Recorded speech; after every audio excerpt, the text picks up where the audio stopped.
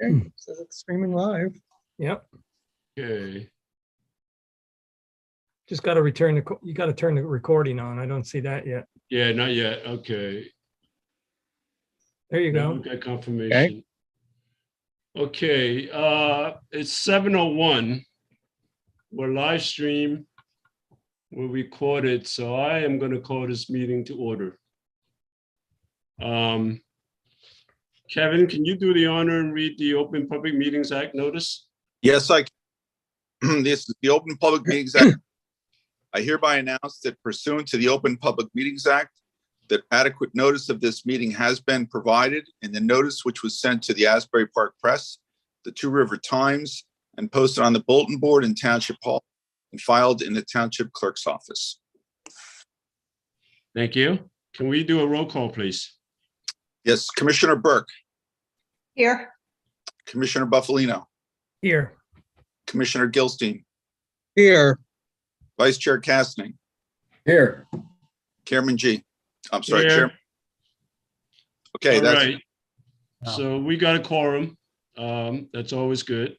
Could you please stand for the Pledge of Allegiance and remain standing for a moment of silence to honor our troops, both here and abroad, that work tirelessly to protect us each and every day.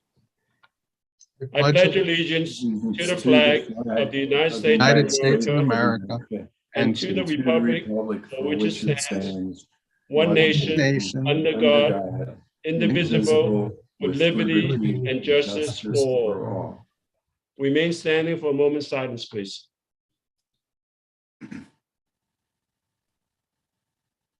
Thank you.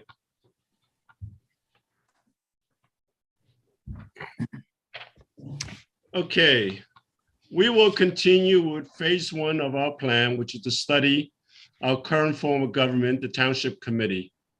So far, we had good discussions with 4 former mayors and 1 deputy mayor and Holmdel Township administrator. On our agenda is former Assemblywoman Serena DeMasso, who also served as the former mayor of Holmdel Township. Unfortunately, I received a text from her that she caught a stomach virus. She's not feeling well and have to reschedule. However, we do have 2 other guests that are here tonight. For the benefit of all our invited guests and anyone who's new to our meetings, the format is to ask a series of questions about the Township Committee form of government. After the response to each question, commissioners will have the opportunity for follow-up questions before we move on to the next question. Our first guest is Scott Broshaw. Scott grew up in Hazlet and became involved in politics in the early 2000s at a young age when he was sued by the township for copyright infringement for using the word Hazlet in a website. The lawsuit never progressed, but I think it did force him to get involved in local politics of the Republican Party, as they were then in the minority on the Hazlet Township Committee. In the 3 years that he was involved, the committee went from 4-1 Democratic control to 5-0 Republican. His experience in Hazlet politics culminated when he was elected to serve on the Township Committee in 2005 when he was 25 years old. I didn't know what I wanted to do when I was 25, Scott, but good for you. After serving his term on the Township Committee, Scott realized he was better served as a political operative and began traveling around the country, running congressional races, attorney general race, and working on the Schwarzenegger re-election campaign and McCain's 2008 campaign. Health issues pulled him away from politics, bringing him back to New Jersey, where he settled in Red Bank to start a family. In his time in Red Bank, he witnessed the one-party rule for almost his entire time there and the constant partisan political banter. This led him to push for nonpartisan reform starting in 2018, which ultimately culminated in the successful passage of a Charter Study Commission, which is also currently underway. He has experienced firsthand the pitfalls of Township Committee and the borough form of government, as well as partisan politics on a local and national level. Welcome, Scott, and thank you for being here. Thank you for that thorough introduction. Most of us, as I said, didn't know what we wanted to do when we were age 25, but God bless you. So as I said, the format's questions, and we have a series of questions, and most of our guests are asked the same question so we can be consistent. And first question is, Holmdel operates under the Township Committee form of local government. What do you think works best in the Township Committee form of local government? Best is a tough one. I can't really pinpoint one item in a town committee versus a borough or versus another Faulkner Act form of government that I've witnessed that is truly a benefit. I mean, I've seen nothing but disadvantages in the township committee form of government. I know that's a follow-up question, I'm going to assume. So Well, why kinda don't we leave jump that. into that if if you're finished with that, unless there's any Yeah. follow-up question by, wait, hold on a second, are there any follow-up question from other commissioners on that? Okay, so this follow-up question then is what could be improved in the way our current township committee form of government works, or another way of saying it, what do you see as weaknesses? Well, the biggest weakness is the mayor. As a collective whole, and this is something I experienced working in municipal politics, working on races nationwide, is that politicians fall into a trap where they think people know who they actually are. And especially on a local level, people don't know who you are. They really don't. There's a small minority of people who aggressively know who you are. And in a township committee form of government where you have that revolving door of a mayor, it becomes problematic because by the time whoever the mayor is actually potentially develops some sort of rapport with the public, more often than not, either they're going to be switched out the next year. I know when I was in Hazlitt, both Republicans and Democrats had the habit of picking whoever was up for re-election that year as the mayor. So more often than not, by the time October, November rolled around, the person who was the mayor no longer, but by the time people started to realize who they were potentially, they'd be gone in January again. And there's a leadership void, I think, that truly exists in that township committee form that most people don't, it becomes impossible almost for the public to really understand who's running their governor and who's running their town, I'm sorry. And lastly, people don't, just the word committee. You say you're a township committee person to anyone either outside New Jersey or outside of a township committee form of government, they have no clue what the heck that is. And that's a big problem. Similar to how if someone who was a freeholder at the time would say they're a freeholder to someone from North Dakota, no one would have the slightest clue what the heck a freeholder is. So that's kind of my pitfalls of the town committee form of government is basically the mayor. It's solely the mayor. I mean, just the lack of a solid leader in your town, I think is problematic. Thank you. Any follow-up questions from commissioners? Janet, you're on mute. Oh, not anymore. So then you think that there should be a strong mayor? Is that what you're saying? That as a leader, or because is it a problem that everybody has the same amount of power except for some formal duties and setting the agenda that the mayor has? Not necessarily. I wouldn't say a strong mayor. People need someone to hold accountable. And in a town committee form, where it's a revolving door of a mayor, you can't really hold that mayor accountable because they're going to be gone more likely than not in a year off of that seat. So it's whether or not it's a strong mayor, weak mayor. I know there's different aspects of that within Faulkner. I don't have that answer if that's what you were kind of indirectly asking. But what I do think is that there needs to be a consistent mayor for several years in order to actually move a town forward and to lead a town. Yeah. Thank you. You're welcome. Any other commissioners have any questions? Okay. I think we kind of touch upon this a little bit. I don't know if Scott, you want to add anything more, but the next question is, under the Township Committee form of government, the mayor is elected by members of the Township Committee at the beginning of the year and serves for a one-year term. The mayor is directly elected by voters in other forms of government. do you have any thoughts about or comments about the mayor being directly elected? Now, so you kind of touched upon this a Oh, little yeah, bit. You I'm said it's a- 100% for it, Yeah. without question. Without Okay. question. You know, and one thing I should kind of not necessarily walk back, but I will say that the advent of social media has made it easier for mayors and a town committee form of government to put themselves out in front of people. You know, from growing up in Hazlet, I'm still on a Hazlet page, and I see my old neighbor who's the mayor there now, or maybe not this year. I don't know. I know she was last year, Tara Clark. I see her putting stuff out as mayor, you know, on different Facebook pages. So there is that vessel that is helpful, but as a collective whole, I mean, do you guys know, is she still the mayor? Does Yes, anyone she have any- is. Yes, she She is. is. Okay, so that's good. That's a rare what you call it, of back-to-back terms as mayor, which I feel like I don't see often. But yeah, I still think directly elected mayor is the way to go. Okay. Any follow-up questions from other commissioners? Nope. Okay. Moving on. Holmdel Township Committee consists of 5 members who are elected at large by the township for a term of 3 years on a staggered basis. Effectively, this means that a local election every year. Other forms of local government have 1 to 3 years between local elections. Do you have any thoughts or comments on annual local elections? Yeah, elections should not be held every year on a municipal level. Put simply, everyone is always running for office. So I'll use Red Bank as an example. Every year there's an election, and oftentimes, you know, we've had party splits where either, you know, there was a small time where Republicans had council currently, or I guess not currently anymore. There's 2 different splits in the Democrat Party.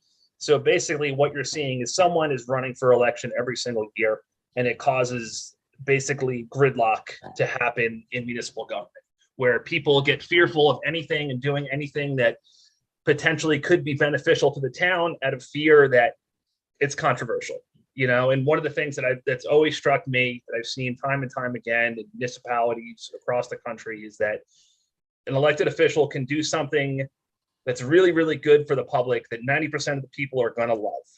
But unfortunately, that 10% of people who do not love it are 90% louder than that other 10%, that, you know, than the 90% who actually love it. And over time, if you don't kind of corral that, it becomes a problem. So it's, lost my train of thought for a hot second there, but at the end of the day, elections every year, it puts the impetus on everyone to just do nothing but campaign. And I think it's a gridlock towards progress in a town, especially if you're trying to do something that is, you know, not simple day-to-day operations. You know, if be it a hypothetical Bell Works expansion in Holmdel, or I'm just trying to think of something or anything that could potentially be controversial. If you have an election every year, that person or persons who are running are going to be fearful of their vote more so than looking to do the right thing. Thank you. Any follow-up questions? I don't know how many people you had in township committee that you were experienced with. But it seemed like, you know, I mean, Holmdel, it's only 2 of the 5, 1 year, 2 the next, and then 1 on the 3rd year, and it's a rotation of 2, 2, 1. So it doesn't seem like everybody's running each year. So No, you still think that it drives this gridlock? Yeah, yes, I do. It's not in the town committee. You know, Hazlet had the same breakdown, 2-2-1. It's not as potentially bad, but by the same token, though, is, you know, all it takes is one person who's up for re-election to swing a vote. You know, if there's something that's any sort of, like, I don't want to use the word confrontational because it's the wrong word, but if there's something that, let's face it, social media can make a gust of wind be controversial politically. The smallest minutia. So if there's something that people could waver on, that's my issue with it, is that if you have an election every year, there's someone who's going to be running. And for better or for worse, if something you're trying to plan something major for the future of the town, it can become a hindrance. And I've seen it aggressively in Red Bank the last couple of years, or the last decade, I should say. Any other follow-up questions? How long do you think the term should be, Scott? I think every other year. I think 3 years is too many. I think every other year is appropriate. I feel like, I don't know what Aberdeen does, but I feel like I've seen, there's years where I feel like there's like 7 people running, which also is not healthy. 7 people running on a slate, I feel like, or 5 people running on a slate. I forget what the number is, but I don't think that's a healthy amount either. So are you saying like people should have a 4-year term and half the people run these 2 years and then 2 years later, the other half are running? No, in Faulkner, if I recall correctly, I'm a little, I should have done a little more digging into this again as a refresher for myself, so I apologize.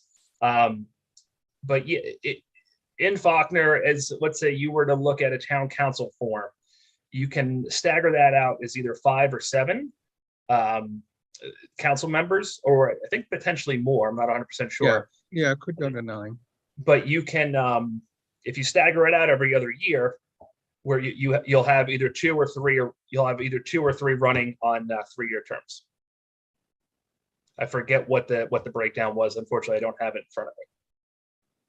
We're probably jumping ahead a little bit. So Okay. Scott, for your benefit, just so you know, we're trying to study the current form of government, Yep. which is Township Committee, and then we have what we call phase 2, which then looks at the different alternatives, and there Yep. we definitely will be diving into the various options, the various things. So, Aberdeen happened to be one that I think it's a mayor council. I'm sorry, it's a council, but the mayor Council is manager. directly elected. Council. Yeah. And I believe that they're on a 4-year term. That's why even on a stagger basis, there's at least 1 year in between. And others who may be on a concurrent term would have a 4-year. So there will be 3 years in between. But we're probably jumping a little bit ahead. In a way, unless there's any other question, you kind of touch upon the next question, but I want to just check any other follow-up question, because the next one's kind of related, which is, statutorily, the township committee is kind of limited to 3 or 5 members. And I think most of us has 5. Holmdel Township Committee has 5 members.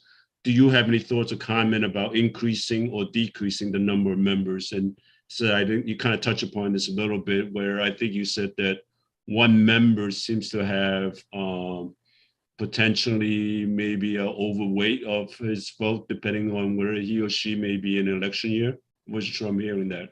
Yeah. If you have 5 elections every year are difficult.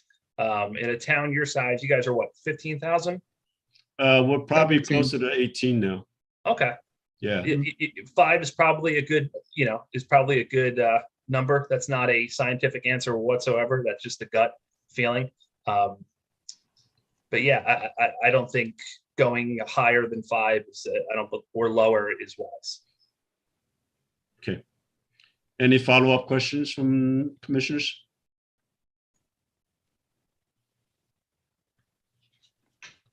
Okay, moving on. Elections on the Township Committee form of government are held on a partisan basis. This means effectively we have 2 local elections every year, a primary in June and a general election in November. Other forms of local government allow for council members to be elected on a nonpartisan basis. Do you have any thoughts or comments on local elections held on a nonpartisan basis, such as done for the Board of Education? I have a ton of comments on it. How much time do you guys have? Go for it. Yeah, I don't want to go We'll too. manage it as we see fit. I don't want to go into too in depth. At the end of the day, I believe it was Mayor LaGuardia of New York who said it best. There's no Republican or Democrat way to pick up the garbage. It's as simple as that. And on a municipal level, I don't believe in partisan politics on a municipal level. I think it creates a situation where people are just against something for no reason whatsoever. Well, there's multifaceted. So let me walk back. So the first thing with partisan politics on a municipal level is that it decreases the talent pool of people who can run for office. Because at the end of the day, someone who's running for office has to kiss the proverbial ring of either the Republican or Democrat chair in that town in order to run. And by doing so, they will now have to align themselves with that party on a, almost a national level, or I should say state and county level, which a lot of times people are not comfortable doing. I know for me personally, I got tired of partisan politics, and I've been asked to run repeatedly in Red Bank, and I refuse to do it because I'm a center right moderate. I don't consider myself a Republican. I consider myself part of the radical middle, and there's no place for me. There's no real place for me in either party.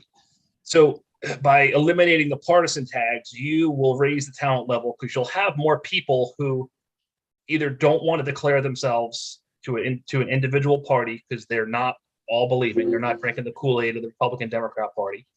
Or by the same token, there's also people who legally are not allowed to run in a partisan election due to their job. I don't know, I've encountered people before who have conflicts and physically cannot declare themselves as Republican or Democrat. And these are people who are extremely smart, who, would make a good committee person, commissioner, or mayor, or whatever else, but are limited in running. So that's kind of the first real aspect of why I think nonpartisan is right for towns. Kind of going forward, to me, what I've witnessed in Hazlet, what I've witnessed in Red Bank is just annoying. When I was on the council and I keep saying council, when I was on the committee in Hazlet, we approved the new borough hall, and every Democrat in Hazlet was against it for no reason other than it was Republicans pushing it. It was something that was needed. We had no borough hall. We had basically stolen the senior center from the seniors and operated in a terrible form of borough hall, which is no way to represent our town. That was several years. In Red Bank, I've witnessed it time and time again. So Republicans took control of Red Bank for, I want to say, 2 years, tried to push a parking deck in Red Bank behind Dublin House, if you're familiar with that. Democrats were up in arms, all against it. It was the worst thing in America. Meanwhile, Democrats get control back again. Second, they get control, they push for a massive 210 apartment building complex. This is the same group of people who a year prior were saying, we don't want to turn Red Bank into Hoboken or Jersey City. We don't want these massive buildings. Then all of a sudden they get control and, we're going to pass this. We're going to approve this 210, unit apartment building. So it's just nonsense. I think at the end of the day, you can have people who align themselves issue-based. And I think that's an important thing in municipal politics issues, because issues are what drive everything. I mean, people don't realize how much, in theory, people should be caring more about their school board elections because that's where the bulk of their taxes go, but they don't. But people don't realize that it's not a Republican or a Democrat who are working on issues or trying to fix things. It's groups of people and their ideas. And then unfortunately, in partisan politics, those people get aligned together for whatever reason, and oftentimes it's nonsense. Okay, I have a follow-up question, and maybe others too, without really hopefully taking too much thunder away from our next speaker, you mentioned about kissing the ring of and so on. So, there's some, you're a campaign operative, so it was a campaign. Okay, so you're on the inside, but I think for a lot of people who are not familiar with that process, could you just kind of really briefly describe what what you mean and what you say? We're going to go into this a lot more in greater detail with the next speaker, but maybe for your purpose, from your perspective, what do you mean by that? So it's a jacked up process ripe with fraud. Let's put that bluntly. So the county committee are the people who are elected for each voting district. It used to be a male and a female from each district. I believe some lawsuit happened, so it could be two. It doesn't have to be male and female anymore. It just has to be two members of a party in each district. So how many voting districts do you guys have in Holmdel? We have 10. You have 10. Okay. So each party would have 20 county committee members based on 2 in each district. So the party chairman is the person who tells the county party who he wants to be on the line for that county committee. So you have a system in which a county chairman tells a county party who he wants in those seats. The county committee people then in turn vote for who gets to be the chairman. So obviously, if I was chairman of a political party, I would put in people I knew who were loyal to me and would vote for me. And then also at the same token, I would also put people in who I know would be loyal and would vote for the candidate that I wanted to if we had multiple candidates running for office. So in essence, what you have is you have a system where one person, if he's well organized and a good political leader or operative, can essentially control the nominating process for an entire party. And when you live in a town like Red Bank that, is, I don't know, I want to say 23 out of the last 25 years has been controlled by one party, you essentially have one person controlling who every single elected official is. And obviously that person is going to do their best to put their people in. So when I say you kind of have to kiss the ring, that's what you basically have to suck up to that party chairman and prove to that party chairman that you're someone who will be loyal. Thank you. Any follow-up questions by the other commissioners? I do. I mean, you're talking about a local county person. What role does the head of the county party, whether it be Democrat or Republican, play? Sure. So the head of the county party is also running constantly for re-election. The people who vote for him to run for re-election are the county committee.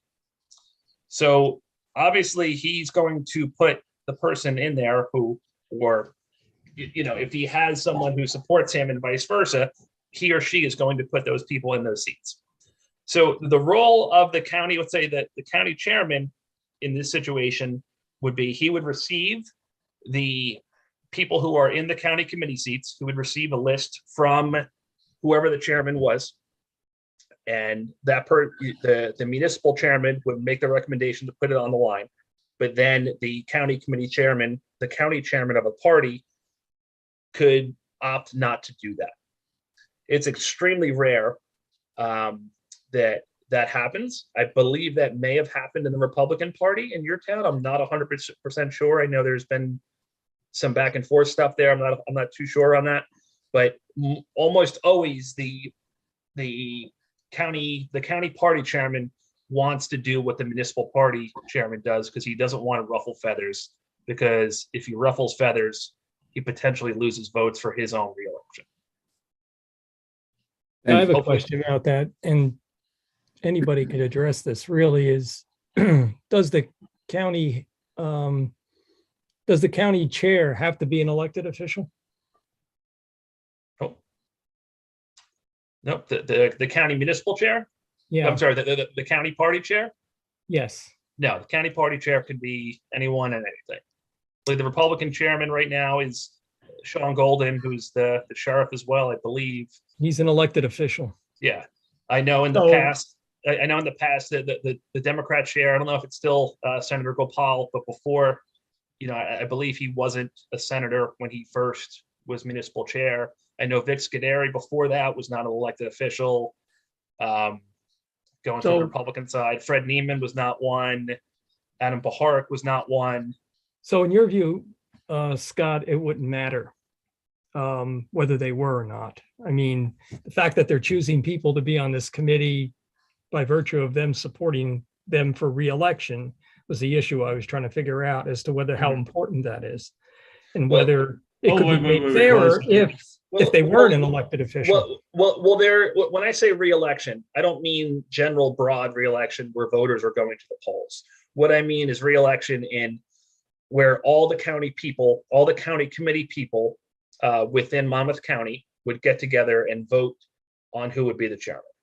So basically, election. Yeah. Okay. So for that election, not necessarily a November election for something, but it's essentially all the county committee people getting together to vote and elect either who would be the chairman, who would run for state senate, who would run for the county seats, things along those lines.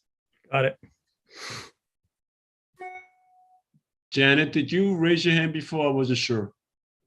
You're on mute. I did, but that was answered in the next two Okay. questions. All right. Yeah, I was gonna say, Jerry, don't confuse with re-election. It was re-election for the party position as chair as opposed to a what we normally would consider an elected official, but okay. Okay. If there are no other questions, I want to move on. Members of the Township Committee government are elected on an at-large basis. Do you think citizens of Township would be better represented if we elect some or all of the members of the committee by wards, that is subsections in the township? I think for a town like Holmdel, at large is best. When we were kicking around different forms of government, when we were trying to petition the direct to the ballot nonpartisan election or red bank, that's one of the things that we kicked around were wards. And there's pluses and minuses to it. I think in small town politics, it's probably not needed. In a township like Holmdel, where there's really not that much, I mean, obviously there's differences across the town, but it's not a massive sprawling town with different regions. It's probably not, I don't think it's needed. The only town I could think of locally that could potentially, and I use the word potentially very strongly, benefit would be a town like Middletown. Because I think there's enough geographic kind of influence, you know, relative to Lincroft versus Leonardo, you name it. I think there's enough potential difference there between some of these smaller neighborhoods where they would want representation. But again, that's me as an outsider looking at. I really don't know the inner workings of their town too well. I can probably tell you that I know that a number of Middletown folks kind of refer to the other side. There are differences. I mean, Get the wet side and the dry side. There's the west side, exactly. So you know that, okay. And plus they have a bigger population. I don't know But yeah, but going back to Holmdel, I honestly don't. Yeah, I don't think it's really needed. You have what? You have the smallest sliver north of 35, and you know everything south. You know, there's only a couple neighborhoods that are truly different, I think, in Holmdel, just as far as and that's all almost quasi built, dependent on when the homes were built. You know, you have the neighborhood across from Hazlitt, where I grew up, right across from the old Hazlitt Pharmacy. What's that? Manor or something. What's that? Old Manor. Old Manor. Yes, thank you. Old Manor. You have a lot of the townhomes and condominiums back behind. I almost called it the Wiz, and I'm dating myself again. That's not good. Yeah, right. I remember the Wiz. But then collectively after that, you know, you have a lot of, I hate the word McMansions, but you know, larger estate type homes or farmland type homes that are, you know, more kind of in line with each other. So I don't think wards would be beneficial. Any follow-up questions by the other commissioners? Okay, seeing none. Next question. With the exception of a bond ordinance and other minor exceptions, the Township Committee form of local government does not provide for initiative or referendum by petition from township citizens. Do you have any thoughts or comments on this? It's a double-edged sword, obviously. I think you give power to people to put different things on a ballot, which can be truly beneficial. And I think in a small town, it would be beneficial.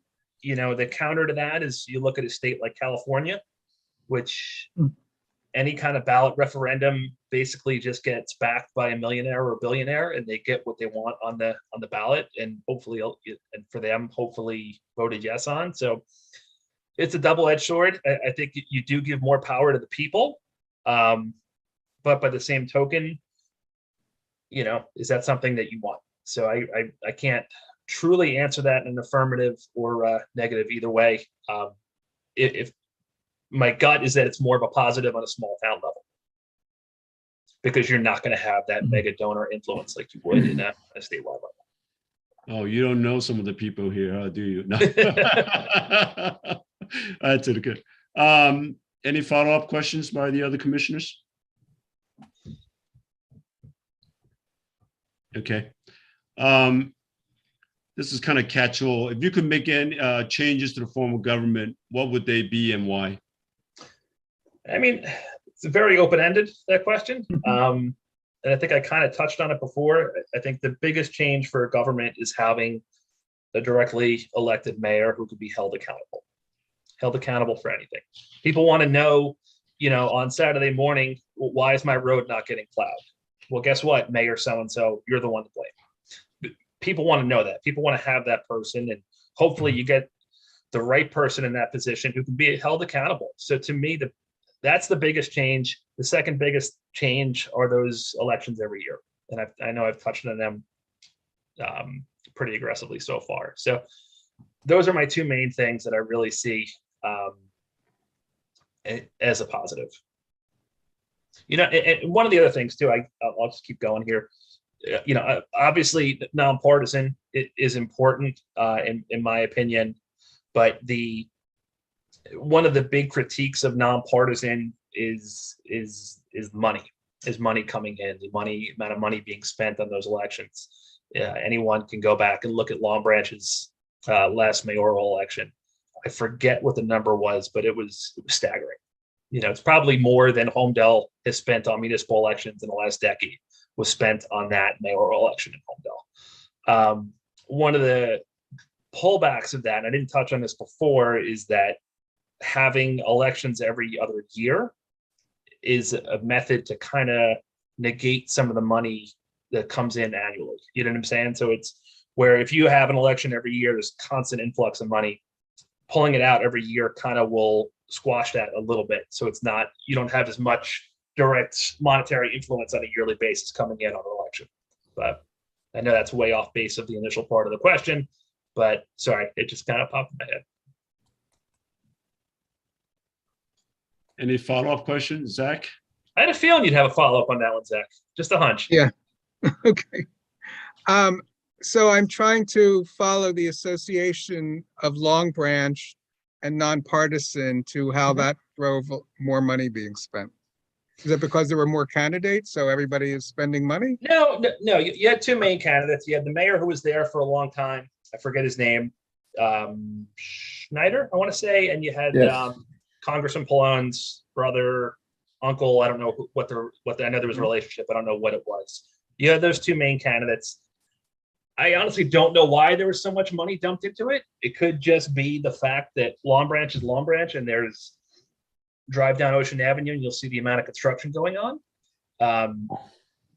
But one of the biggest gripes about nonpartisan, from what I've heard in talking to people, is that the amount of money that comes in is much higher because you're pulling in a much larger spectrum of people to donate to you. You're not just pulling in the same people from the Republican Party or the Democrat Party. And one of the things that I just wanted to touch on was the counter to that is spacing those elections out every 2 years. So hopefully that's kind of an answer to your question. Got a feeling it's not though, because I see the. No. Okay. Yeah. So I'm just trying to understand this. So Yeah. let me see if I get it. So it's because people are not running on a partisan basis. So somebody could have some particular interest and get a lot of money behind them and say, I'm going to run for mayor, and they can run because they don't have to kiss anybody's ring to get on the ballot. They just have to go get, I don't know, 500 or 1,000 signatures, whatever it is. And then they're on the ballot, and then they got the big money behind them, and other people could do the same. And that's why there's a lot of money that ends up getting spent. Is that the scenario? I mean, in essence, yeah. I mean, it's money that's not, instead of pulling from one pool of people. So let's say I was hypothetically to run as a Republican, I would pull from a Republican donor base, in theory. Yeah. If I'm running as a nonpartisan, I don't have just one donor base to run from. So let's say I'm running as a hypothetical in a nonpartisan slate. I have Republican leanings, you have Democrat leanings, so-and-so has Republicans, go down the line. The money pool opens up much wider. I would have thought you wouldn't be able to get money. I wouldn't necessarily say that's a bad thing unless you think the money is bringing influence to the candidate. On a pay-to-play basis. That's what I'm trying to figure out. Is that what you're saying? Well, let's be honest. I mean, money's always going to be, influence pay to play. I mean, find me one engineer who hasn't donated to a campaign. One, that's been appointed. You can't. What you're saying, it potentially could be worse on a nonpartisan basis. It potentially can be worse, but the counter to that, in a sense, is that it does get spread out over 2 years. So just something to kind of kick the tires on a little bit with that. I'm curious, Scott, because I haven't, this is really a dumb question because I haven't done any analysis or heard anything. Do you think Long Branch is the norm versus the exception? So for example, I don't know if Tinton Falls is another one that's on a nonpartisan basis. I have not heard anything about that as kind of attracting a lot of money that works there. And so I'm just curious whether is that anecdotal? I mean, it's usually when those numbers, they jump out at you, and I just don't know whether that's an exception or the norm, you know what I mean? I think it's a little anecdotal, and I probably shouldn't have brought it into the mix without, having a true kind of baseline to stand on. It probably is anecdotal because in essence, you have a situation, like I said before, with development in Long Branch that's unrivaled to, I think, anything else in Monmouth County. So obviously development brings in a lot of money. Okay. Yeah. Again, I'm not trying to criticize. I was just curious whether that's, if that's something and whether that's just an outlier, So, all right. Any other follow-up questions? I'd like to go back to the question number 9, which is the referendum.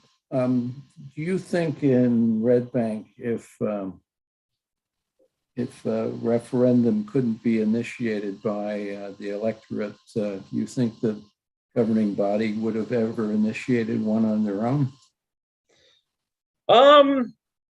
You know what? That's a great question, and I don't know.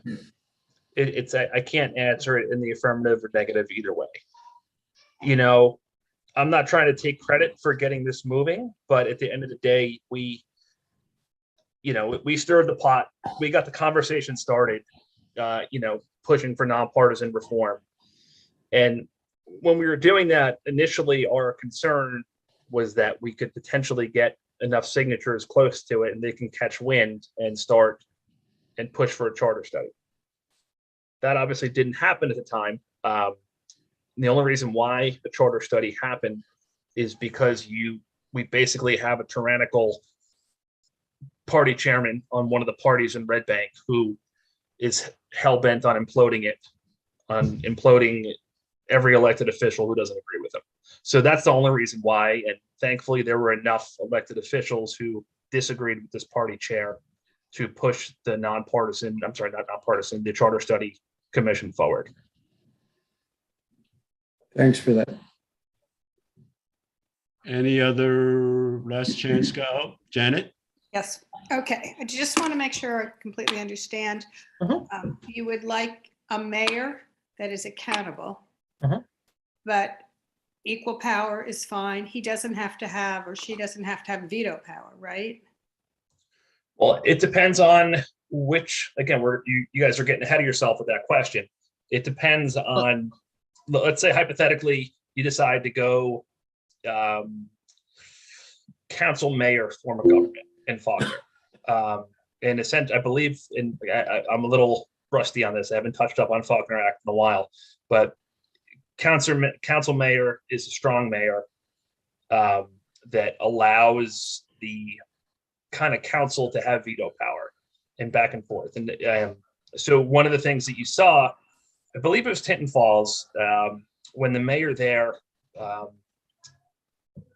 veto, I believe, when he was first elected, he was kind of off on an island and he wanted to put in someone to be, and again, I don't have this as fact. It was either an engineer or an attorney. I forget what the role was. And the other people who were on the town council essentially vetoed him and pulled that back. I didn't even realize the pun there. Sorry. So they essentially vetoed him, and they wound up I guess coming to a compromise eventually, but in essence, yeah, that there is power to allow for, in a strong mayor form, for the council to veto certain things if they feel it's not in the best interest. But your concern is that there should be somebody that people know that they can go to with problems, who has a Correct. leadership position, but not necessarily any more power. Well, But you well- said it's accountable, so that's where I'm a little bit. Well, yeah, so they need to have some semblance of power. So Red Bank currently has a weak mayor.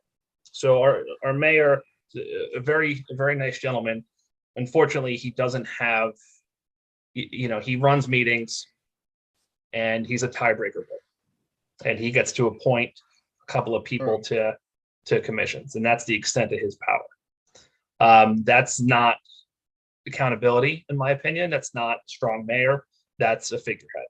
Now, while a figurehead is nice, given the sense of what I was saying before, relative to a township committee form of government, where a figurehead doesn't really exist, you want more than that, either with a stronger mayor, either mayor council form or mayor. I forget the back end of mayor administrator. I don't remember how that worked out with a strong administrator as well. But you need some semblance of power, I believe, behind the mayor. So let me, Jerry, I don't know if I saw you. Did you have a question as well or not? No. Okay. So let me follow up with one more then. When you use I won't want to get into personalities, but let's just say hypothetically, you have a very strong individual who's on the council, but who's also a local chair, it sounds like, that has a very strong influence. So under the kind of example you use, if that individual was in fact directly elected as mayor, and in fact has all the executive powers, under that kind of scenario, does that sound like a scenario that may not be the best for the resident as he's doing the tenure of that term? Yeah, I mean, it's certainly not. It's certainly not the most desired effect. And again, once again, we're kind of a little bit ahead. With if you're pulling executive power, stronger mayor. It's a kind of a conversation for later on with what you guys decide. But yeah, it's potentially a problem, and it's potentially a problem in any situation. I mean, if you get a council person who's elected president, in Faulkner, I believe the council president runs the meetings. So if you have a cancerous council president, it's no different than having a stronger mayor. I mean, the mayor's obviously got more clout, but you're still going to have a bad elected official. I mean, well, yeah, no, there's a difference. Yeah, you're right. We're jumping ahead, so let's wait and then until we get more educated about that. But I do see a difference there. But okay, any other question? Last chance, guys. This has been great, Scott. You've been really helpful. That's my hope. I hope I've been helpful. Again, I tried to just give you as much as I've experienced in a couple of different towns and across the country. So hopefully it's best. I wish you guys success.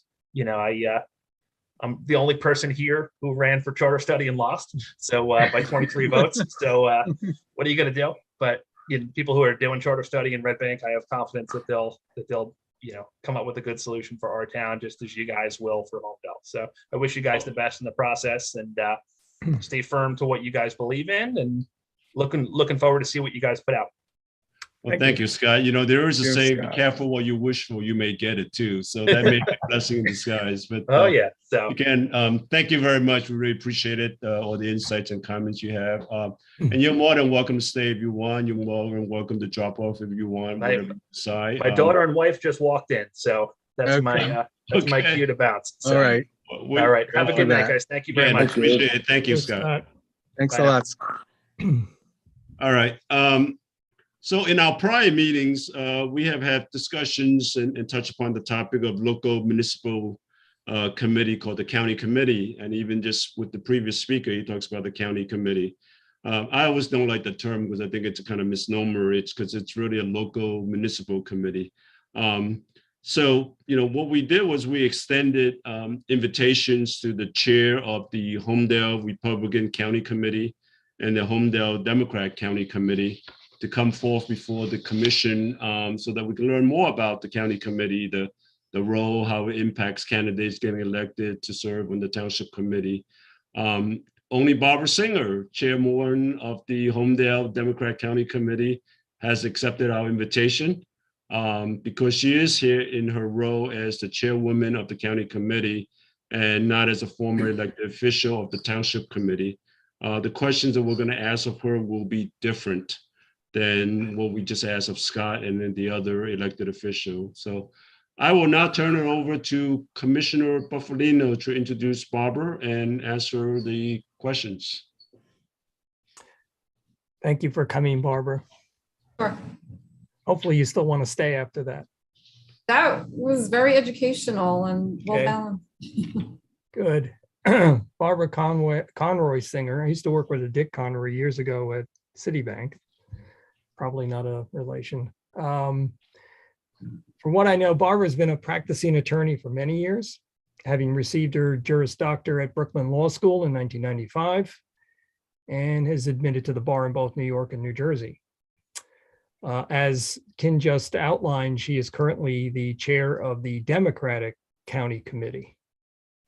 But she has a history of being involved in local politics for a long time as well. Prior to that, she did run for election to the Township Committee in Holmdel, both in 2016 and 2017, and also the State Assembly in 2019. She's has a history of wow, that was a good echo. A civic participation as well. She's a member of Charge, which is a nonpartisan resident watchdog group that follows the local utility in operating in our town. She's also held positions with the schools, being president of the Holmdel High School PTA. Barbara, is there anything else you want to add that I may not have brought out? No, that's sufficient on my background. Okay. A lot of community involvement, so. Yes. As Ken mentioned, we do have a few different questions to ask you as chair of the Democratic County Committee. So let me start with the first one. If you can explain what exactly is the local county committee? Okay, so I am going to go with a suggestion to, for our purposes, calling it the municipal committee. So as we get further in the discussion, when we bring in aspects of Monmouth County, we have a way to distinguish these. And as Scott just explained, it's 2 people from each of the 10 voting districts in Holmdel. It no longer has to be 1 male, 1 female. And they make up the Democrat County Committee, which oversees, elections or any issues we want to support going on in town. And that's basically the fundamental of the committee makeup. So how do you get on that county committee list? By the designation of which section of the town that you're in? How do you actually get put on that? Is that you're not running for election for it? I know that, right? Yeah, you are. You're on. It's on the ballot. Oh, okay. Yes, it is. When you go in, so we are all elected officials. Mm-hmm. How you get on it, I think in Holmdel depends on which party you're in. The Democrats, we have a little more difficulty in getting people to volunteer to be on the committee or to run for office. So a lot of times, and it's probably true on the other side, it's, word of mouth. Who are you involved with in your everyday life? You're talking about what you're doing. Somebody hears about it. They decide they want to get a little more involved. So they might ask, is there a seat open in my voting district? We have some voting districts where we never seem to get volunteers from. And we actually, I know since I've been chair of the committee, do outreach where I will cold call people who are registered Democrats and see, if they're willing to get more involved, if they have any interest, if they know anybody in their voting district who has shown an interest. So we actually do a lot of outreach ourselves to bring different people in. And that's true not just for our county committee, but when we have elections and we're looking for people to run. I do a lot of phone calling and asking around. Sometimes people they're in a busy time of their life right now, so maybe down the road. Or some people just don't want to be out in public that much, but we'll help behind the scenes. So we're always doing outreach to get people involved. Okay. Does anyone on the commission have questions for Barbara regarding that question? Okay, Zach? Go on mute, Zach. I am on mute. So in terms of your role as head of this municipal committee, are you elected to be head of the committee, or are you just elected by these 20 people in The 20 people decide who will be president and vice president. Okay, so that's not one of these public elections. You're saying Right, it's a public election where the district reps are elected, but then those 20 elected reps choose their president. Exactly. Okay. And I just wanted to add on to where you were asking about how people get, we have not on the Democratic side had any primaries for these seats, but that is possible. Just like you have a ticket where there could be primaries, it's the same for our seats. There could be primaries where you have people on, the party line, and then you have people off the party line opposing them. And we did have an example of that a few years ago in Holmdel on the Republican side where the seats were primaried. So that's just a matter of people wanting to run, or? Yeah, you have a lot of people who want to run and they don't, agree with everything the people who are getting the party line want. They can primary them. They can get on the ballot too. Mm-hmm. Okay. Any other I have a questions for follow-up Barbara? question, Jerry. Go ahead. So I'm sorry, you mentioned that it's possible that you could, when you do have primary, if you have more than one candidate, then there is the party line and then one off the line, because what you said. How is that actually determined? Who determines who's on the party line and who's not on the party line? Or can you talk a little bit more about that? It would be done similarly as it is for people running for the township committee, where the slate is put together and the chairperson of the municipal committee, hopefully with the input of their full committee and a vote, decides, okay, this is the slate that we want on our ticket. And they submit that into the county clerk, which then is to get signed off or looked at by the county chair. So it works the same process as a township committee election. Oh, I'm sorry. Yeah, I was actually asking about candidates for township committee in particular. Oh. So I'm sorry, I misunderstood you. You were talking about the election for the county committee. The municipal. Yeah. Yeah, okay, so to I'm sorry. jump then to the next level up, which is our township committee people. So we've always on the Democratic side have invited anyone who wants to run to meet with our committee. And then the committee would vote on, depending on the year, if it's one or two candidates, who they would like to be on the party line. And then it gets submitted. I have the form. There's a form. It's a request for position on a ballot, and that gets filled out. We tell them we want to, be on the party line. That's labeled Monmouth County Democrats. That gets submitted to the county clerk, and then it's to get signed. I don't want to say signed off like it's done automatically, because it's not apparently, but it gets signed by the county chairperson. So that's where this controversy that so many of your guests that you've had in your last meetings, have talked about, because you could have where the municipal committee knows who they want on the party line, and then that's not given by somebody higher up, the county chairperson. In my time that I've been involved here, I've always said it's been a very lucky time to be a Democrat around here, because the local leaders are given that respect to, handle their towns. Scott mentioned Vin Gopal. He was the county chairperson when I started. And just to clarify, when he became senator, he did step down from that because that's a whole other issue. I think there might be some differences on if an elected official should be the chairperson of the county. In our municipal committee, we actually have in our bylaws that anyone who does become a Holmdel Township committee person can no longer be on our municipal committee because we don't want the ethical issues that can come up. So when Vin became senator, David Brown became the county chairperson.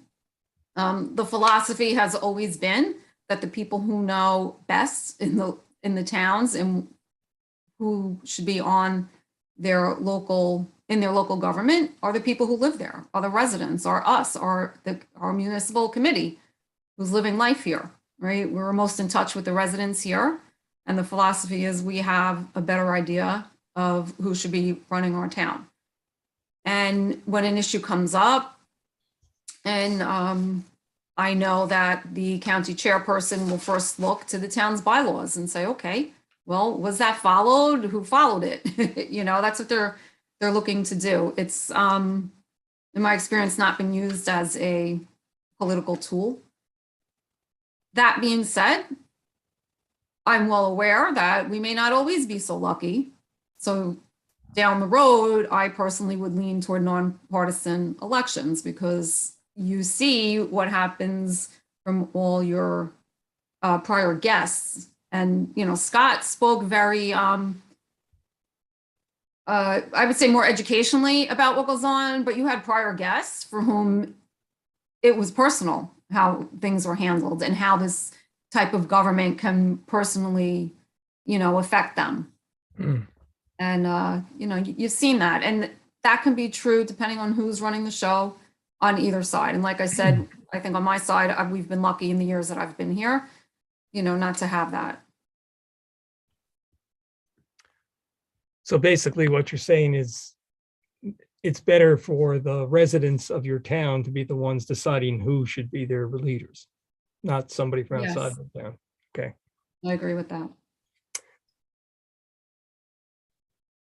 Just trying to see if you've already responded to the second question, which was what role does it play in local elections, in particular for the primary? Do you see it having any major impact on the primary? Again, talking about the municipal and county committee. Yeah, because as you've, somebody has stated previously at one of your meetings, there's a 35% advantage to being on that party line as opposed to being over and off the party line. So, you know, that just by itself is a huge factor. Okay. Any other questions regarding that issue from the commission? The municipal committee is deciding who would run on the party line in the primary. Yes. I'm sorry, is that really true? I just want to follow up on that because I thought you said earlier that you submit that to, so you have recommendation, I guess. You have which candidate you would prefer to be on the party line, but then that's submitted to the county clerk, who then really submits that to the county party chair or campaign manager, isn't it? So yours is really more, if I want to make sure I'm wording this correct, is more a recommendation, but the final decision is actually at the county level. Is that correct? I guess technically, but in Yeah, no, I understand. reality, They may respect, they may take what your recommendation, Yeah. but the final decision. So if for some reason, you know, I'm not saying it could happen or it doesn't happen, whatever, but you know, if they say, nah, I don't like that person you have in there, and I actually want to put someone else who may not even been vetted by your local committee, in theory, that could be done. it was done on the Republican side in our town. So, So it's possible, yeah. but it's not the philosophy that you've experienced. Right, for myself, we have always had our choice of candidate, and for the most towns around us in Monmouth County, have had their choice of candidate put on the ballot. Mhm. But again, like I said, you have to be realistic in that that could change, down the road, depending on who's running things. Mhm. And I know you're here to make a long-term change in Holmdel, not to choose a form of government that's good for the next 5 years and then we're changing everything again. So we can't, in my opinion, base what we think should happen down the road on the politics of today.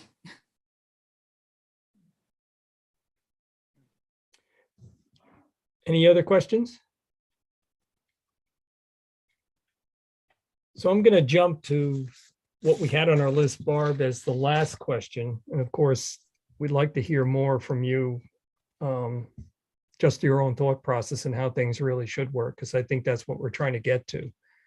And this last question really deals specifically with whether the process that currently exists either enhances or leads to disparity in how candidates actually run for election in our town specifically, but it could be in any town in New Jersey, I suppose, based on the fact that you have the line.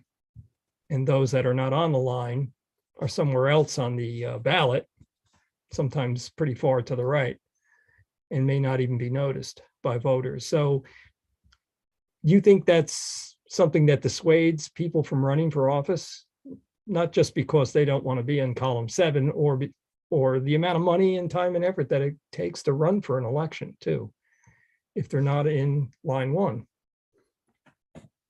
Yeah, I think the fact that even if it's just the 2 lines, people are dissuaded because of the fighting that goes on just over politics. Like Scott was saying, you wind up with people who are opposing things just because the other party wants it.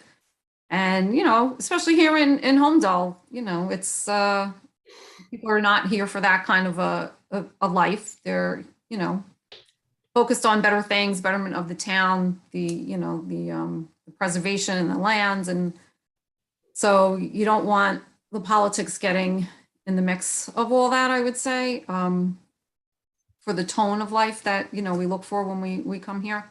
Mm-hmm.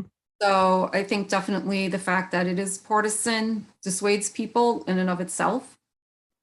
There was one of your prior guests commented that with the party line, people, I guess, can feel comfortable if they look up ticket and down ticket that these are people who will have similar philosophies, to them. So it makes it easier for them to go into the voting booth and vote down the party line. I think that's a more persuasive argument when you're looking up ticket on a more state and national level. When you have real issues, you're talking death penalty, abortion, these big issues. Mm-hmm. Yeah, you might want to look up ticket for people with similar philosophies. We don't vote on those kinds of things in Holmdel. Right. So I don't find the party line to be especially persuasive in the local elections.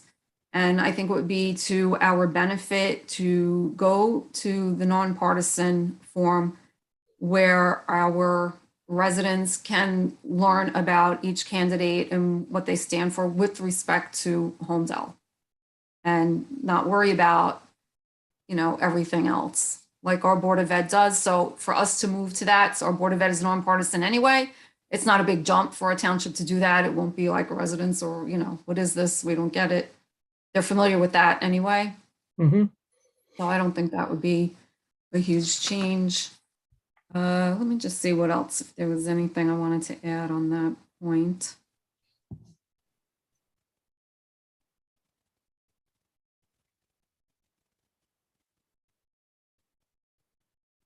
Yep, I think that was it on the partisan point. I think when you put all together your input from all these other guests, a lot of Republican guests, and I think you find that doesn't matter if you're a Republican or a Democrat in this type of an analysis, and you can see when it's into play, when the pitfalls really affect someone, they really affect someone. It doesn't So- matter what side you're on there. From what you said, and I think from what Scott was saying, divisiveness because of the distinction between political parties creates a real problem in a town from getting anything done, or stands in the way of any kind of progress sometimes, where one party is only voting against something only because the other party likes it. So that is a major problem. And I think Yeah, what you're You know, saying it's is very me- helpful. yeah. And even like I've said over the years, even when it's not just the party versus party, but when there's the division in the party, that stalls a lot of things. It's really not good for all the control to be even in a faction of one party, because then it cuts out other people in their party who could be good candidates. And if you don't have people running things who are willing to open up and let other people come in and, try to get a chance to get on the ballot, that's not good. It's not good. We give a lot of lip service to saying we want more residents involved. We want more residents involved. Well, don't just say it, seize the opportunities to actually make that happen. And if you have you've had a guest who said, well, certain things about this I like, we just got to tweak this, we got to tweak that. Well, you wind up tweaking on issues where, at the end of the day, we all kind of say we agree on, and you're winding up with a different form of government anyway. So up to you all to figure out where that leads to. Okay, anyone else want to jump in? So I'm interested in your thoughts on some of these other topics that we've discussed. So what's your thought about electing the mayor directly or indirectly? Or I would by the elect- committee? Yeah, I would like to elect the mayor directly. That was a big issue a few years ago that I've written about in our online news forums, where a lot of residents believed that they were electing the mayor. We put re-elect mayor so-and-so on the signs, and people are just thinking they're re-electing this person for mayor, and it's a natural jump if you're not following along with what exactly your type of government is, like we are and your guests are, right? Like Scott said, there's really a percentage of people in the town who are really into this and follow along, all the time. And not everybody is giving it that time and attention for whatever reason. So, there were people who thought they were voting for mayor. A lot of people come here from New York where that's done. So they're not thinking there is a different way, that it's not done that way. And definitely when it comes to accountability, yes, we need that. If we have a mayor who's on here for more than 1 year, that's by happenstance. That's by everything aligning right, that everybody keeps voting them in. But if there's a disagreement, then all of a sudden they're not mayor anymore. So it's just too fluid and out of the residents' hands. And it's another area where I think we should put a little more responsibility for that into the residents' hands. And they can handle it. They can research and see what everybody is about. I have no doubt you're always, wherever you live, going to have your party line voters, but I think Holmdel is, given the size of the town and the nature of the community here, people can handle nonpartisan elections and learning about the individuals who are running.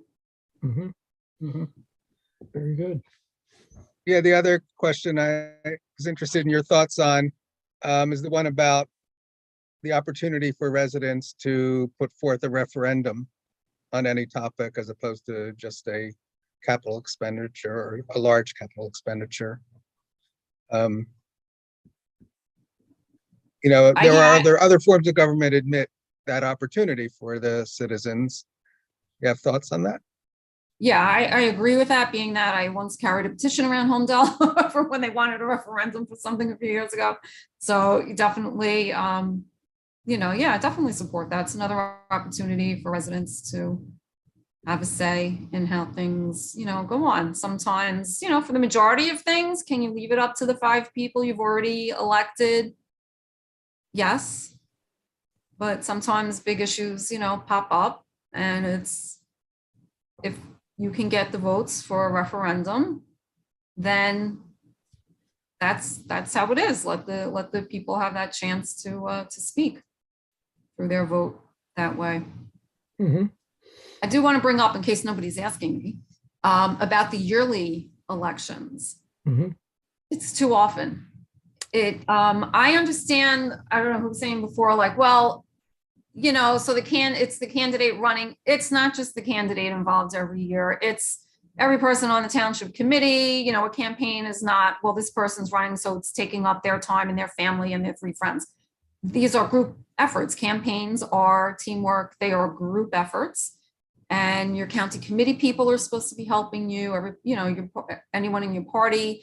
So every year, it doesn't just take up, if there's one of our elected officials rerunning, it's not just that they're consumed with the election that year, it's everybody else on the township committee too. So it's every year that they're all putting time and effort into it. And I think it would be nice to have that year off and that extra space to actually get things done, because you know, it takes time to get things through government, even in a small town. Mhm. And the expense of it every year. The lawn signs every year, that's come up. Funny thing, how so many people talk about the lawn signs.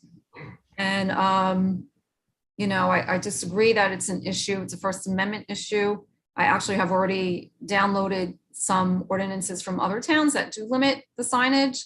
Not everything that is in writing is a First Amendment issue. So keep your minds open to that, because I know you've had some other people just put that out there. Hey, it's a First Amendment issue. Can't be done. Other towns in Monmouth County have been doing it, and that is something I'll be emailing our township committee about. But yeah, so, you know, the signage all over the town is kind of spoils that bucolic nature of Holmdel. Everybody's always putting in their mail pieces when they're running for election. So that's, you know, something else, maybe a little thing in the scheme of things, but it is something that our residents, you know, do talk about. Okay. So yeah, I'd ease up on the yearly elections.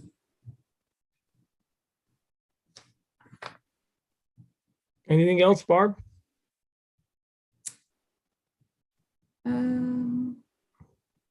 No, that's it. When I think of more things after we hang up, I will come to your public meeting. Thank you. And if there's anything else I have to add, I will let you know. Mhm.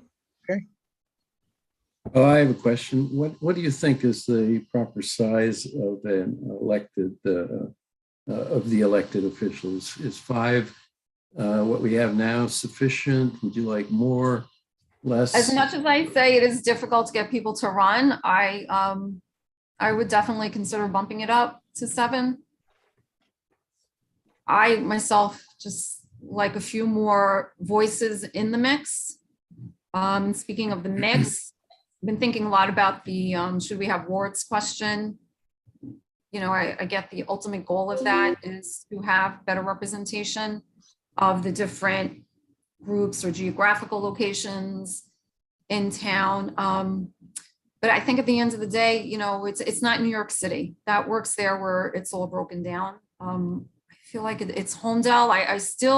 I still believe that we can find people who will look out for the good of others on the other side of town or in this corner of town, or who lives near, you know, Cross Farm, or who lives near Route 35. Like, we should be able to do that for one another.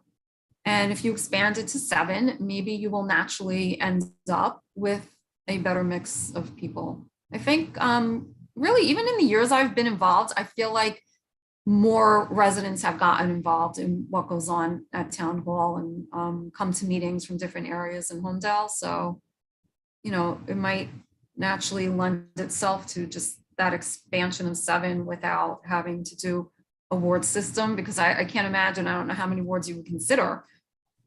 I mean, if you have, you know, however many, you got to find people from all those wards too to run. So you're also, that makes it more difficult to say, okay, now we got to find somebody from this little area and then somebody from this area and this area, you know, as opposed to at large.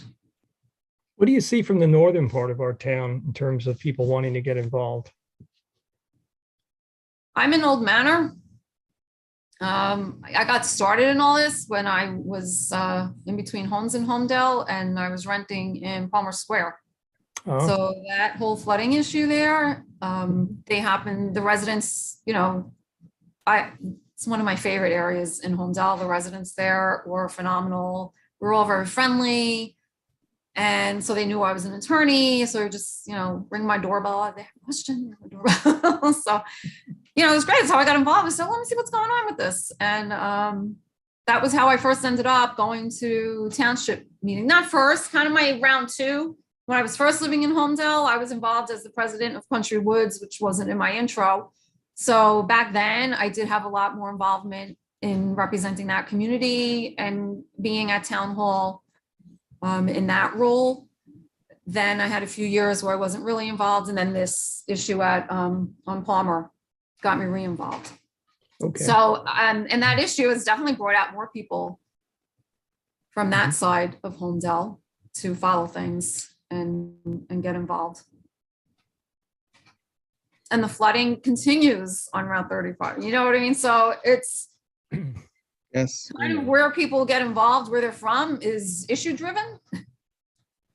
The township committee announced at their meeting on Tuesday, they're going to form some kind of a study themselves on the stormwater issues while they're waiting for Rutgers to deliver their report. So I thought that was a good move and a good signal that they're not just sitting back and saying, this is not a problem in certain sections of town, so we're not going to really look into it. It is a problem. And Right. it can be a bigger problem for everybody if the storm activity increases its intensity. And so we're all involved in this. Like you said, it pays to be mindful of other people in town because eventually it's going to affect you in one way or another. Yeah. Yeah, any bad reputation your neighborhood gets affects everybody's property values and who wants to move here or not. I just want to clarify because you said like the township committee is going to do a study, not them, they're hiring. It's going to be a professional study. They're Yeah. hiring an engineering firm, I Yeah. believe, yes, to do Mhm. that. But Yes. I It's had not heard that before, that they were going to consider doing that. They were relying on the delivery of the Rutgers study, which has been delayed, obviously. And they're going to do it on their own now, which I thought. Yeah, we definitely needed a bigger study. And Middletown is affected as well. Hmm. Or neighboring towns, and there's a lot to understand in doing that kind of study from, the geography of it as well. So it's good. It's a good thing. Those are the kind of things, money gets spent on and residents are like, yeah, okay, that's okay to spend, Yeah, that's, regardless of your Maybe you don't party, you mind. should be in favor of that. Exactly. No matter who on the township committee brought it up. exactly. I'm gonna, if unless there's anything else, let's try to keep on the agenda and keep moving because I know that we do have some folks in the public and there Okay. may not be public comment, but I want to one last chance. Anyone else? Well, Barbara, thank you very much for your Thank you, time Barbara. and being here. You're welcome. This has been very helpful. So before I open up for public comment again, I know that there's some folks out there. Want to kind of touch base, sort of new business for two items for commissioners here.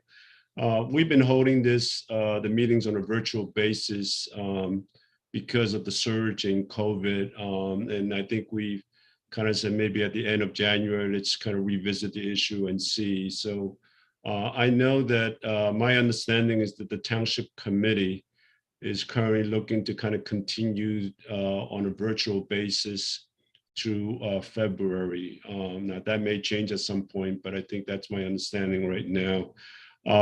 Folks here, okay, we continue with that. Any objection, any discussion about that? I'm fine either way. Okay. All right. Second item, I think we heard, a number of things that came out of the previous guests, as well as even today, people talk about this local committee, municipal committee called the county committee, and then there's some numbers that been thrown around and so on. Now I know we have a public hearing coming up next at the next meeting on the 3rd, and I think the next regular scheduled meeting is February 17th. But we have some expected guests that's going to be there. I wonder if it's okay with the rest of the commissioners maybe to schedule an additional meeting in February. Now I know I have some conflicts. Normally it would be on a Thursday, but there's some conflict whether you guys are okay with adding a meeting on February 9th and looking to maybe invite someone from academia or a professor or something to talk a little bit more about, the line and some of these things and the impact of that in some of these elections. Any objections to that? Well, Zach and I are on the Environmental Commission, and that's when that meets. Right. That's February 9th. Is that on the 9th? Yes. Okay. Let's see. Why don't I do this? Let me go offline and just try and figure out a schedule where we can maybe add a meeting or something like that, because I think some of the schedule is not to guess. But I would like to see if we can add a guest. So let's table that for now, and we'll see how the schedule mesh. All right. Any other new business items from other commissioners before I open up for public comments?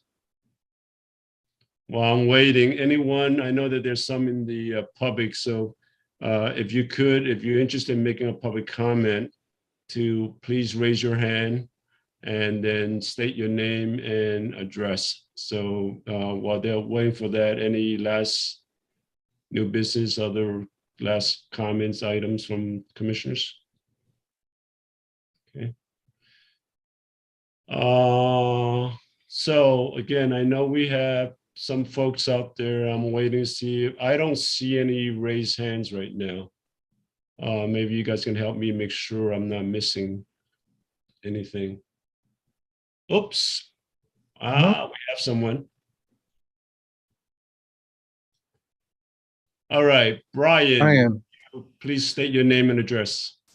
Brian McMullen, 3 Burgundy Drive, and I'm only commenting just to say, yes, I hear that you're asking for comments, but I have none today, but I do hear you. Okay. Okay. Thank you for that acknowledgement. Still good to hear from you, Brian. Last meeting was difficult to deal with. I just gave up after a while. Yes, we Sorry about understand. that. Yeah, the recordings are posted if you want to watch everything that went on. Yeah, there are 3 postings for that one meeting. And Brian, obviously, if you had any questions from that meeting, you're more than happy to ask or make whatever, comments or whatever. So, all right. Thank you for Brian. I am we good. we Thank you. appreciate that. I'm just checking to see if anyone else has raised their hand. Can we see if somebody raises their hand? I don't think see we any can see right them. now. I just want to give them another 30 seconds in case sometimes I'm maybe technology challenge and trying to, for those, in case you don't know, I'm thinking they all do, but on the bottom of your screen, there should be a bunch of, icons and things like that. And there's a little thing that looks like your palm or your hand. I think if you click on that, we should be able to see that if you want to make a public comment. So I just want to make sure that any last opportunity. All right, going once, going twice, going 3 times. I don't see anyone else. You guys see any? If not, We wouldn't see it, I don't think. We All wouldn't right, see it on our side. okay. Can I get a motion to adjourn this meeting then? Bill, Second. Okay, second. All right, all those in favor? Aye. aye. All right, this meeting is now Right. adjourned. Good night, everybody. you. Thank you. We Good actually night. don't have any technical glitches, I don't believe. right? Thank Very you. good.